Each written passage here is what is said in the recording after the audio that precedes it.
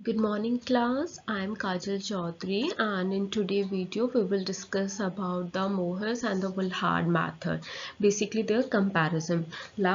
Like in the last two videos we have discussed about the Moher and the Woolhard method in the detail, and we have also studied about the modified Woolhard method.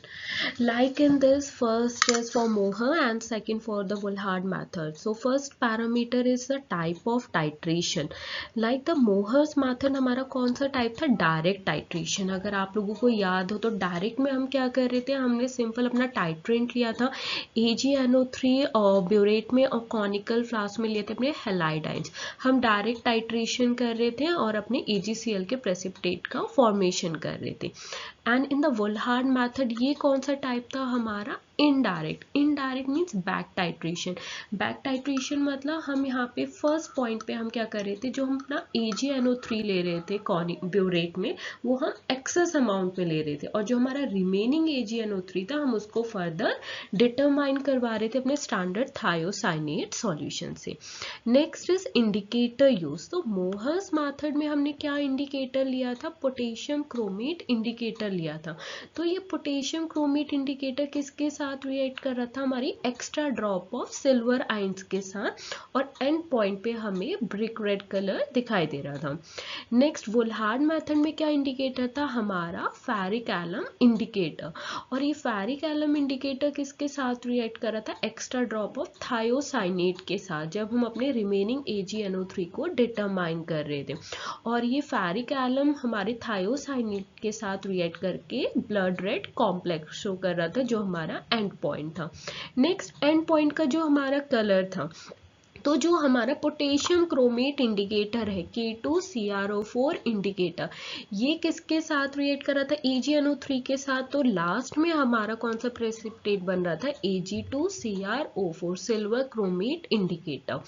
And in the Volhard method क्या हो रहा था, and point पे हमारा ferric thiocyanate complex बन रहा था. मतलब फेरिक जो इंडिकेटर है वो किसके साथ रिएक्ट कर रहा था, एक्स्ट्रा ड्रॉप ऑफ थायोसाइनेट के साथ. Next is the neutral medium. कि जो मोहर्स मेथड है वहां पे हम कौन सा pH रख रहे थे, 6.5 to 10. मैंने वहां पे बताया भी था हम एसिडिक क्यों नहीं रख रहे हैं, क्योंकि जो हमारा क्रोमेट इंडिकेटर है वो कन्वर्ट हो रहा था डाइक्रोमेट, जो एंड पॉइंट पे हमें कलर शो नहीं करता. और एल्कलाइन में भी जो हमारा सिल्वर आयंस थे वो कन्वर्ट हो रहे थे सिल्वर हाइड्रोक्साइड में. नेक्स्ट वुलहार्ड में हम यूज कर रहे थे एसिडिक मीडियम अपने कॉनिकल फ्लास्क में, और क्या ऐड कर रहे थे हम उसमें, HNO3. Next is the principal. तो जो हमारा मेन प्रिंसिपल है मोहर्स का, तो फर्स्ट रिएक्शन क्या थी हमारी, जो कॉनिकल फ्लास्क में क्लोराइड थे वो किसके साथ रिएक्ट कर रहे थे, हमारे ब्यूरेट से जो सिल्वर आयंस आ रहे थे, और कौन सा हमारा प्रेसिपिटेट बन रहा था, AgCl के प्रेसिपिटेट. और ये जो AgCl के प्रेसिपिटेट थे इनका कलर क्या आ रहा था, हमारा व्हाइट कलर आ रहा था. तो एक ऐसा पॉइंट था हमारा जहाँ पे जो हमारे क्लोराइड आयंस है, ये क्लोराइड आयन सारे हमारे कंज्यूम्ड होके क्या हो गए थे, हमारे AgCl के प्रेसिपिटेट में कन्वर्ट हो गए थे. तो जब ये AgCl के प्रेसिपिटेट में कन्वर्ट हो गए तो सारे क्लोराइड आयन हमारा खत्म हो गया. तो जो बचा हुआ हमारा Ag+ था जो ब्यूरेट से आ रहा था, वो किसके साथ रिएक्ट करेगा, हमारे पोटेशियम क्रोमेट इंडिकेटर के साथ, और क्या बनाएगा, एंड पॉइंट पे सिल्वर क्रोमेट अपीयरेंस, जिसका कलर क्या होगा, हमारा ब्रिक रेड कलर. नेक्स्ट अगर वुलहार्ड की बात करें तो स्टार्टिंग में ब्यूरेट में हमने क्या लिया था, एक्सेस अमाउंट में AgNO3 लिया था. ये AgNO3 किसके साथ रिएक्ट कर रहा था, कॉनिकल फ्लास्क में क्या था, क्लोराइड आयन. तो हमारे प्रेसिपिटेट बन रहे थे AgCl के प्रेसिपिटेट बन गए थे. अब क्लोराइड आयन तो कम अमाउंट में, तो हमें कम ही अमाउंट में क्या चाहिए थे, Ag+ आयन. अब हमें क्या चाहिए, जो Ag+ आयन हमने स्टार्टिंग में एक्सेस अमाउंट में लिया है, तो अब हमें बचे हुए सिल्वर आयंस को डिटरमाइन करना है. तो यहीं पे ये चीज़ लिखिए कि अनरिएक्टेड जो सिल्वर आयंस है उनको हम कैसे डिटरमाइन करते थे, हम ब्यूरेट में क्या ऐड करते थे, थायोसाइनेट सॉल्यूशन, पोटेशियम या अमोनियम थायोसाइनेट. और जो बचा हुआ हमारा AgNO3 था उसको कहाँ ट्रांसफर कर रहे थे, हम अपने कॉनिकल फ्लास्क में, और उसी सेम कॉनिकल फ्लास्क में ट्रांसफर कर रहे थे जहाँ पे हमारे AgCl के भी प्रेसिपिटेट बन गए थे स्टार्टिंग में. तो जो हमारा थायोसाइनेट है वो किसके साथ रिएक्ट कर रहा था, Ag+ के साथ, और हमारा क्या बन रहा था, सिल्वर थायोसाइनेट। और एंड पॉइंट पे हमारा जो थायोसाइनेट वो किसके साथ रिएक्ट कर रहा था, इंडिकेटर के साथ, और कलर आ रहा था हमारा ब्लड रेड। तो use for determination of Mohr's method में हम कौन से हैलाइड आइंस यूज कर रहे थे, क्लोराइड और ब्रोमाइड आइंस का हम यूज कर रहे थे। आयोडाइड का क्यों नहीं यूज करते हम मोहर्स में, क्योंकि स्टार्टिंग में ही अगर हम सिल्वर और आयोडाइड के बीच में रिएक्शन करवाते हैं तो जो एंड पॉइंट पे हमें ब्रिक रेड कलर दिखाई देता है वो हमें स्टार्टिंग में ही दिखाई दे जाता है, तो हम इनिशियल और एंड पॉइंट पे हम डिफ्रेंशिएट नहीं कर पाते। और वुल्हार्ड में किसकी डिटर्मिनेशन कर रहे थे, क्लोराइड, ब्रोमाइड, और लास्ट में एक्सेस अमाउंट ऑफ AgNO3 को डिटरमाइन करने के लिए हम थायोसाइनेट का यूज कर रहे थे। Next, precipitate form. तो मोहर्स में हमारे 2 प्रेसिपिटेट बन रहे थे। पहले स्टेप में सिल्वर क्लोराइड के प्रेसिपिटेट जिनका कलर हमारा व्हाइट था। नेक्स्ट, इंडिकेटर के साथ हमारा रिएक्ट कर रहा था सिल्वराइड, तो बन रहा था सिल्वर क्रोमेट जिसका कलर था ब्रिक रेड कलर। अगर हम वुल्हार्ड की बात करें तो वुल्हार्ड में 3 प्रेसिपिटेट्स बन रहे थे। पहला स्टार्टिंग में सेम AgCl जो मोहर्स की तरह था व्हाइट कलर।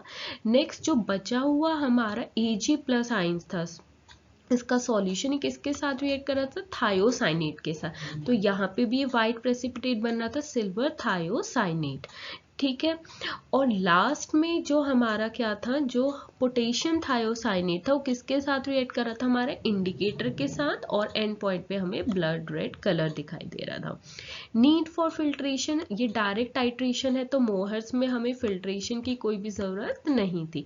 बट फिल्ट्रेशन की कहाँ ज़रूरत होती है, वुल्हार्ड में। वुल्हार्ड में भी कहाँ पे, हमने लास्ट क्लास में डिस्कस करा था अबाउट मॉडिफाइड वुल्हार्ड, कि हम सेम ही कॉनिकल फ्लास्क में जिसमें AgCl के प्रेसिपिटेट बन गए हैं उसी में हम बचे हुए AgNO3 को भी हम ऐड कर देते हैं। तो हम AgCl को क्या कर सकते हैं, फिल्ट्रेशन भी कर सकते हैं ताकि AgCl प्रेसिपिटेट हमारे फर्दर डिजॉल्व ना हो पाए और हमारे वो थायोसाइनेट सॉल्यूशन के साथ इंटरफेयर ना कर पाए। एक्यूरेसी क्या है, मोहर्स की मॉडरेट है, बट वुल्हार्ड की एक्यूरेसी क्या है, ये शार्पर एंड पॉइंट देता है, जो हमारा कलर आता है ब्लड रेड कलर आता है, सुटेबल फॉर द कलर्ड और द टर्बिड सॉल्यूशन। तो यहाँ पे जो इसकी एक्यूरेसी थी वो क्या थी, मोहर्स की मॉडरेट थी, बट वुल्हार्ड में इसकी एक्यूरेसी हाई थी, और जो ब्लड रेड कलर दे रहा था sharper and point. Suitable for colour और टर्बिड सॉल्यूशन के लिए ये नहीं है, क्योंकि यहाँ पे क्या है, हमारा एंड पॉइंट पे कलर आ रहा है ब्रिक रेड कलर, तो अगर कोई टर्बिड सॉल्यूशन होगा हमारा, हम उस पर टर्बिड कलर को विजिबल नहीं कर सकते ज़्यादा। बट वुल्हार्ड में हम सूटेबल फॉर कलर और टर्बिड सॉल्यूशन यस, क्योंकि यहाँ पे हमारा बैक टाइट्रेशन हो रहा है, हम बचे हुए AgNO3 को डिटरमाइन कर रहे हैं, हम उसको आसानी से डिटरमाइन कर सकते हैं through the filtration. Next, limitation कि हमने पढ़ा था कि जो मोहर्स मेथड है हम उसको एसिडिक मीडियम में हम यूज नहीं कर सकते, क्योंकि जो क्रोमेट इंडिकेटर्स है वो डाइक्रोमेट में हमारे कन्वर्ट हो जाएंगे। नेक्स्ट है हमारा वुल्हार्ड मेथड। वुल्हार्ड मेथड में लिमिटेशन क्या है, इसमें बहुत सारे स्टेप्स हमें करने होते हैं कि लाइक स्टार्टिंग में हम एक्सेस ऑफ AgNO3 लेते हैं, फिर बचे हुए AgNO3 को हम थायोसाइनेट के साथ रिएक्ट करवाते हैं, और हम जो बचा हुआ AgNO3 हम उसको सेम कॉनिकल फ्लास्क में ऐड करते हैं जिसमें AgCl के प्रेसिपिटेट बन चुके हैं, तो वहाँ पे एक एक्स्ट्रा स्टेप बढ़ जाता है हमारा फिल्ट्रेशन का, और वहाँ पे हमें अपना मीडियम कैसा रखना होता है, slightly acidic. So I think it is clear about the Mohr's and Volhard and modified Volhard method, इनका जो भी कंपैरिजन है। तो ये एग्जाम पॉइंट ऑफ व्यू के लिए एक इम्पॉर्टेंट क्वेश्चन है कि आप मोहर्स या वुल्हार्ड मेथड को डीपली एक्सप्लेन करो, और आप लास्ट में ये कंपैरिजन टेबल भी बना के आ सकते हो। Thank you so much class.